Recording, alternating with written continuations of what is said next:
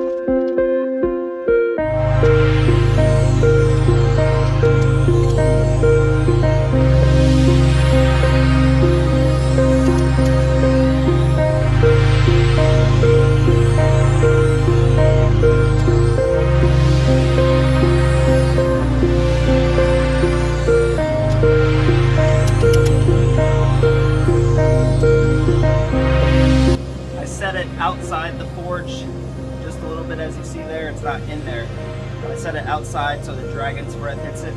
That slowly preheats the ball bearing, so because from what I understand, if you heat it up too fast, it could become prone to cracks and stuff like that. So I'm just being cautious.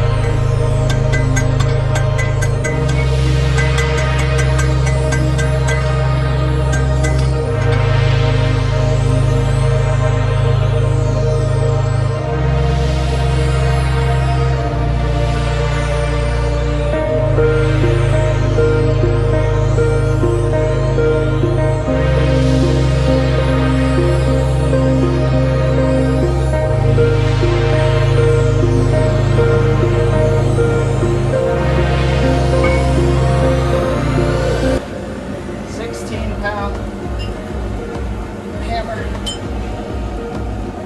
See if you can see that. 16 pounds. Whew. Probably gonna use it one more time and then go back to the 4-pound hammer, because I think I got it small enough. I need to start where it stretches. So one more time with the big boy. See it in real time. See how weak I am.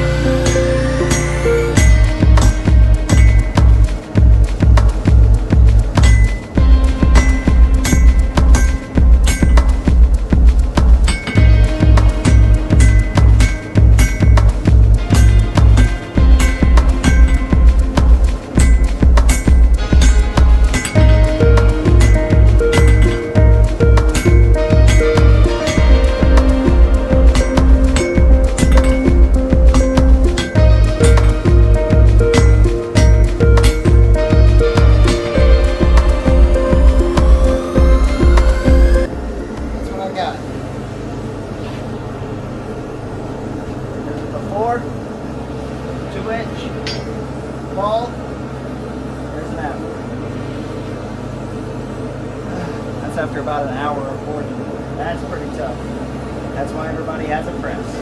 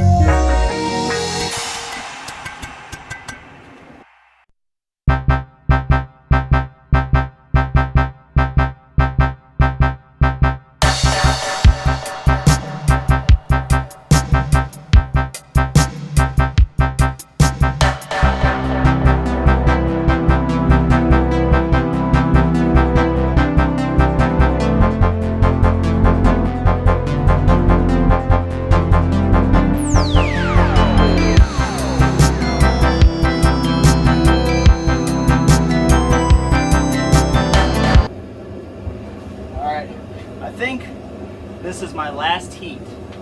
I'm gonna try and straighten the spine, get it a little thinner. I want it forged to finish because I want the spine to have that forged finish at the top.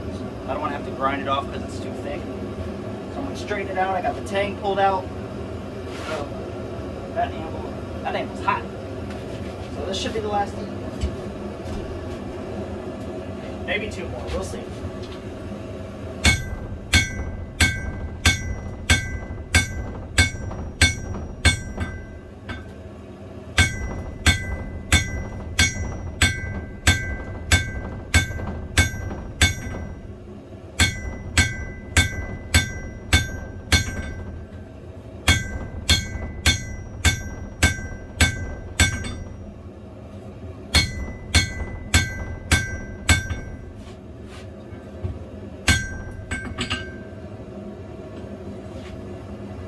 It's still pretty fat.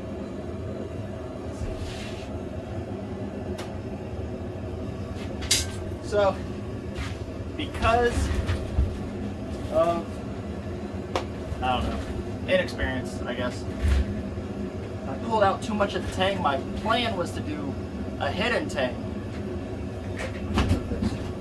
My plan was to do a hidden tang, but I isolated too much material So what I'm going to do is, I ended up making it a full tang since I had it forged out anyways. I was like, I might as well stay here. I've been hammering for hours. But I'm going to keep the full tang. Still going to have that Japanese Western look like I talked about. And you'll see when I get the template done, I'll show you what I mean. But before this overheats, let me do it again. But we're almost there.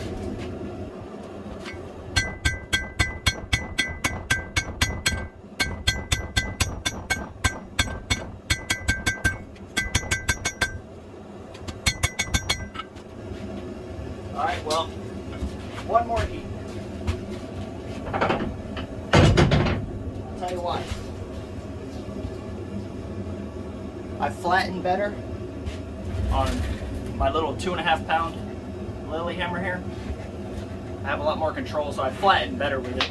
That's the first time I tried it with the 4 pounder. You don't have quite as much control, but it gets the spine down to where I wanted it. So this is going to be a flattening heat, just to make sure everything's squared up. I'm going to call it a night and start grinding tomorrow. Woo!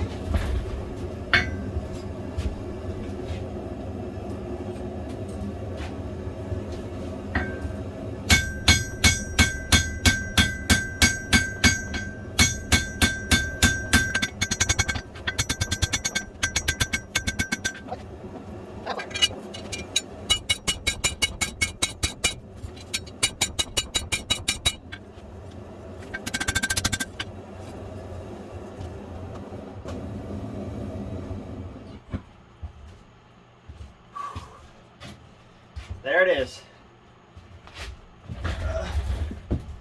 So it turned out to be under 6 inches on the blade, like I said, because I isolated too much for the tang. If I had more willpower, I probably could stretch it out just a little more, but I don't want it to be too thin for the heat treat. So I think it turned out good from this 2-inch ball to that. It's a heck of an accomplishment, I think. Dude, I'm tired. But anyways, I'll start grinding tomorrow, kind of draw out what I want on this. I'm going to anneal this in the forge tonight while it's hot. I'll get it back up to critical temp and then shut off the forge and let the grain structure kind of realign itself. But I think I like how it's going to turn out. So we'll see.